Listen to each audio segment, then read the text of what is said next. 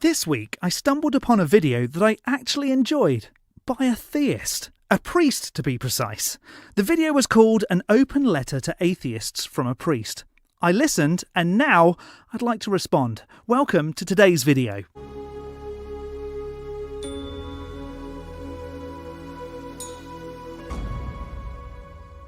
Hello, I'm the Skeptic. I watch videos on YouTube that make extraordinary claims, whether that's flat earth, strange conspiracies, or even the claim that a god is real, and then I explain why I can't accept the position. Before we get into today's video, please do subscribe, hit that bell notification to be alerted for my next video, and drop a like. That would be amazing.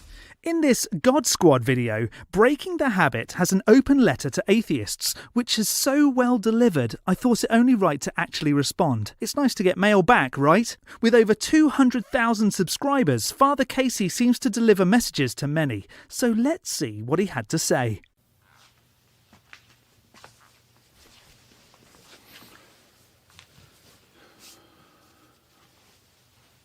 Atheists. Hello there. Thanks for clicking on this video. It means a lot to me, really. I'm a religious guy who's devoted my life to a God you don't believe in, so you're taking a bit of a risk here that I might insult you, make you feel bad about your life, or at the very least, waste your time. It's okay. You can't make me feel bad for not believing in something, much like you probably don't feel bad that you don't believe in a flying spaghetti monster. I really do appreciate it, and I hope not to do any of those things here. Rather, I'd like to pose a question to you. It's a very simple question, in fact. It is more of an exhortation from me to you. I would say I'd do anything, but then I'm not Meatloaf and I won't do that. This question is not meant to trick you or convert you. I don't have some super ingenious question that will somehow inspire faith in a deity, as much as I'd love to. Imagine that. If you had a single question that instantly would convert anyone, some irrefutable proof that there was a God through one question, that would be a great trick. Unfortunately, I'd rather just like to challenge you. You say that you're an atheist, that you don't believe in gods, and I just want to know one thing. Are you a good one? Am I good at not believing in something without evidence? Sure, I think so. Are you a good atheist? It's a question that I ask with two things in mind. Hang on, this started with only one question, but okay. It's the first being related to morality. While religion in general, and Christianity in particular, doesn't necessarily make someone a moral person, these ways of life do necessarily demand morality of adherence. There is a particular code of life that one must live. In the case of Catholic Christianity, that code is one of peace and justice, mercy and forgiveness. Sure. Have we all forgotten the Crusades? It's a code that seeks to care for the poor and seek reparations for those who take advantage of the vulnerable. Catholicism, and actually religion as a whole, doesn't hold the monopoly on all that.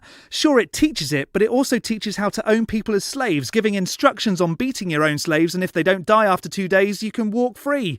It's all found in Exodus. Now, Lord knows we don't always live up to our founder and You don't always own people and beat them? Phew, that's good to know. have actually done some pretty atrocious things through the years, but it is our faith that at least informs us when we do these things and gives us and reminds us a moral code to live by, reminds us that it's not an option. We must strive to be good people. Now, as someone who doesn't have this foundation, who doesn't believe in a God or adhere to a religion, there is no superstructure making this demand on your life. Correct, and I don't have anyone telling me that rapists should marry their victims or that women shouldn't have a choice with what they can do with their body. No one telling you how to live in certain situations. Without a belief in an afterlife, there might be a feeling that all the world is futile, so what difference does it make? And here is the problem.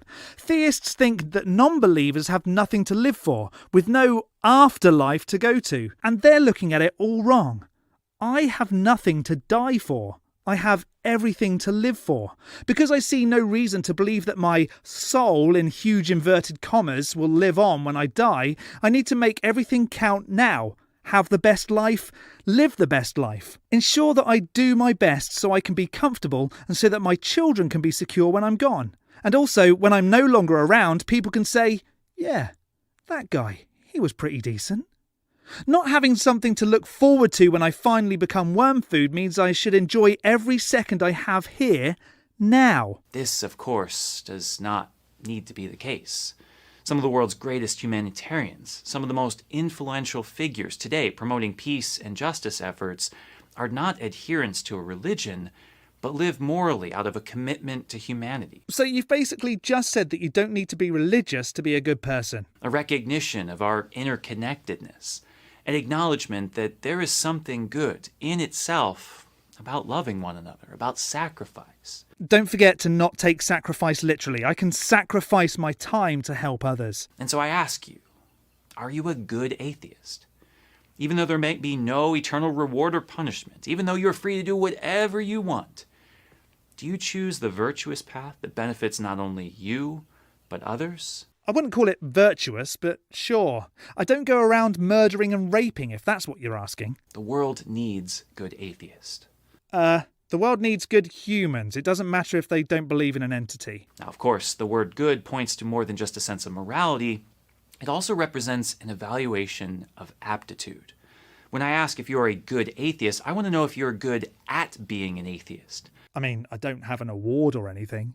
Do you articulate why you don't believe in God in a coherent way, or you just think that religion's dumb, so use logical fallacies? I don't see how you can't articulate that you don't see any convincing evidence that there are any gods. It's pretty easy. I have never been presented with an argument convincing enough to prove there is a God. See? I just did it. Have you explored the depths of your mind and heart, asking the real questions of life, of death, faith and reason, seeking to understand what this human life is really about? You just not want to go to church, so this'll do. Can I say both? Have you read the critical atheist thinkers of history? People like Nietzsche, Sartre, Feuerbach, Heidegger, people who really ask the challenging questions, who pose thoughtful insights of the world. Or just stick with people like Richard Dawkins, people who provide great sound bites for the cause, yippee, but do little to add anything to the world other than strawman arguments and divisiveness. Just because you don't agree with what Dawkins says doesn't mean his words aren't valid. You believe in a man in the sky that can't be proven. At least we know Dawkins is real. Have you read for yourself the works of real theologians, people articulating our beliefs in the best way we know how? I'll be honest here. Whenever I listen to a theologian, I tend to hear the same unconfirmed babble spouted at such a speed and with such intensity that they're right that I get bored and switch off. Karl Rahner, John Henry Newman, Joseph Ratzinger, Augustine of Hippo, Henri de Lubac. Or do you stick with the simplicity of evangelical pastors from some rural anti-intellectual church? I ask all of this not to be accusatory, at least not overly accusatory, but to simply challenge you to go deeper in your thought. Simply declaring yourself an atheist and going about your life isn't enough. It's not?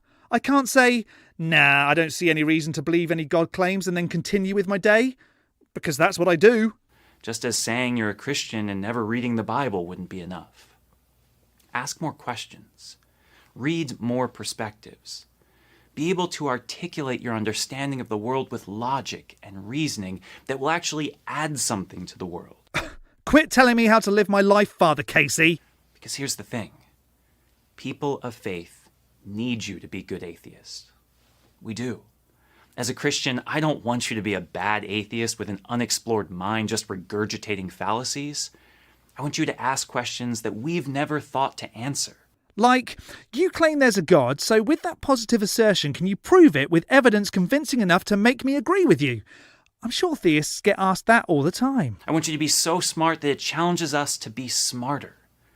As crazy as it sounds, I would much rather you be a good atheist than just an atheist. And so that is my humble message to you, from one believer to a non-believer. We may not agree on much, but that doesn't mean that we don't need each other or can't learn something from one another. We do, and we can. I'm still waiting to learn about how to prove God, but I can continue to wait, I guess. Peace and good to you, Father Casey. Well, that certainly was a fun one. How would you have responded? Let me know in the section below. And whilst you're there, feel free to let me know if you'd like me to take a look at any more extraordinary claims, and I can make a video on that too.